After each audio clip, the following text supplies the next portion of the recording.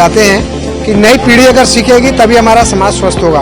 बहुत कुछ सीखने को मिला है कि हमें वॉर को बंद करना चाहिए और ज़्यादा से ज़्यादा ट्री प्लांट करने चाहिए। भारत माता की वंदे मातरम।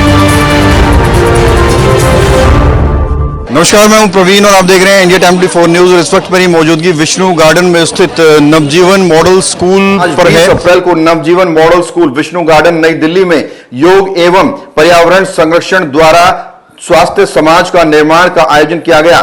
विद्यार्थियों को योग के नियमित अभ्यास करके आजीवन स्वस्थ रहने के लिए क्रियाएं सिखाने के उपरांत पर्यावरण संरक्षण के लिए हर विद्यार्थियों द्वारा प्रतिवर्ष अपने जन्मदिवस पर एक वृक्षारोपण करने के लिए संकल्प लिया गया। डॉक्टर सत्यनारायण यादव जी हमारे साथ हैं। सर, लगातार समय समय पर आप इस तरह कार्यक्रम करते हैं, आज नवजीवन स्कूल में आपने किया है, कैसा अनुभव रहा है और क्या उद्देश्य है इसका कि 100 पौधे बच्चों के हाथों लगवाए गए? देखिए, हमारा तो मुख्य उद्देश्य यही रहता है कि समाज को कैसे स्वस्थ रखा जाए। समाज को स्वस्थ रखने के लिए हम जितना भी प्रयास करते हैं कि शिविर लगाएं, वर्कशॉप करें, सेमिनार करें, वृक्षारोपण करें, नदियों को कैसे साफ रखना है, कैसे भोजन करना है। तो आज का जो उसी सिलसिले में हम देश भर के अनेक विद्यालयों में जाते हैं कि नई पीढ़ी अगर सीखेगी तभी हमारा समाज स्वस्थ होगा। Ma'am, your name?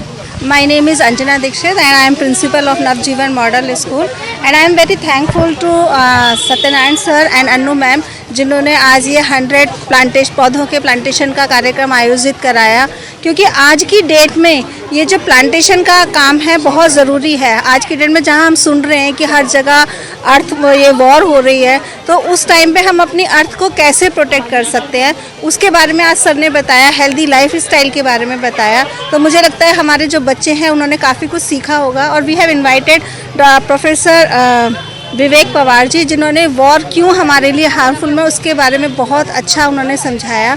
और हमारे बीच में आज नेपाल से एमपी हैं सर, उनका भी मैं हार्दिक स्वागत करती हूँ जिन्होंने बच्चों को इतना अच्छा गाइड किया है। तो अर्थ डे पर ये आज के समय की आवश्यकता है कि हम बच्चों को मोटिवेट करें, उनको समझाएं कि हम किस तरह से अपनी अर्थ को बचा सकते हैं और सस्टेनेबल डेवलपमेंट के लिए काम कर सकते हैं। थोड़ा बीच में आ जाइए, थोड़ा चाहूँगा एक बार नाम बता दीजिए। मैं हरिचरण साहा, उसे हरिश्चंद्र से नाम से बुलाए जाते हैं गांव में। नेपाल की कौन सी पार्टी से बिलोंग करते हैं? नेपाली जनता दल है। अच्छा। और वो नेपाल में जो 77 डिस्ट्रिक्ट है, हर जिले में हमारा संगठन है। तो आज कार्यक्रम हुआ है यहाँ स्कूल में, जो बच्चों ने प्लांटेशन किया है, जागरूकता फैली है, योग के बारे में बताया डॉक्टर सत्यनारायण यादव ने, कैसा अनुभव रहा, कितना आवश्यक है देश के भविष्य के लिए इस तरह के कार्यक्रम का होना? कि यहाँ के जो विद्यालय संचालक लोग हैं उनसे भी रिलेशन मेरा बनाने के लिए उन्होंने जो प्रयास किया है, और आपके टेलीविजन के मार्फत से मैं कहूँगा कि दुनिया के सारे जगह पर जितनी बड़ी बड़ी लड़ाइयाँ हो रही हैं, हम धुआं से जैसे ऑक्सीजन का नाश कर रहे हैं लोग, हम लोग आज वो दिन आ गया है फिर से शुरुआत करें। और प्लांटेशन में सत्यनारायण बाबू जी शुरू किए हैं। इस पर मैं भी एक पौधा लगाया हूँ, और वो नीम का पौधा, जबकि दिल्ली में, ये भारत के जो एक दिल्ली शहर ऐसा है ताकि हर जगह बहुत सारे नीम के पौधा, एक नीम में भी लगा दिया। तो ज़्यादा नीम मिले हैं? बहुत नीम मिले हैं, लेकिन नीम जो दवा की होती है, तो लोकतंत्र की जगह पर लोकतंत्र की दवा भी भारत से ही मिलती है दुनिया को। बच्चों को कितना नुकसान हो रहा है इसके बारे में बच्चों को बताया। प्रोफेसर साहब पहुंचे हैं, थोड़ा इधर आ जाइए सर। सर, एक बार नाम बता दीजिए। मेरा नाम डॉक्टर विवेक पवार है। आज क्या कुछ जानकारियां बच्चों को दी गई है और जो डाइवर्सिटी को और ग्लोबल लेवल पे कितना ये इफेक्ट करता है और आने वाली जनरेशन को कैसे प्रभावित करेगा, तो इन सब चीज़ों के बारे में आज बच्चों को बताया जी। बच्चों को जानना क्यों ज़रूरी है? ये बच्चों को जानना इसलिए ज़रूरी है क्योंकि भविष्य उन्हीं का है।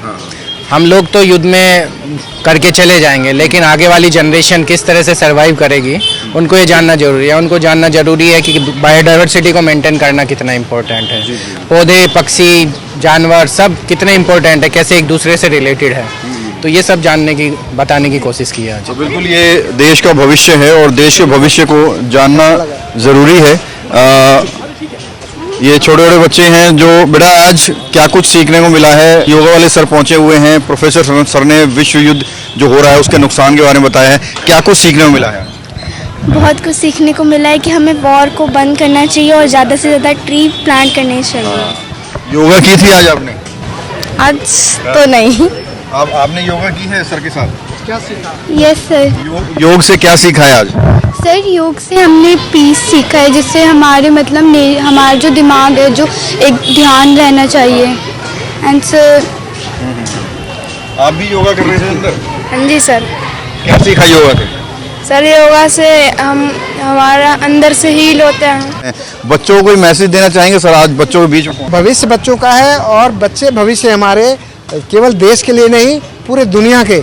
हम बच्चों के लिए चाहते हैं कि स्वस्थ रहें, न केवल शारीरिक रूप से, मानसिक रूप से, नैतिक रूप से, आध्यात्मिक रूप से, सामाजिक रूप से, हर तरह से हमारे बच्चे स्वस्थ रहेंगे तभी हम लोग स्वस्थ रहेंगे। गुरु बना सकते हो, आपकी रिस्पॉन्सिबिलिटी। यही हमारा उद्देश्य है। जोर से बोलेंगे बच्चों, भारत माता की, भारत माता की, वंदे वंदे, जय हिंद, जय हिंद।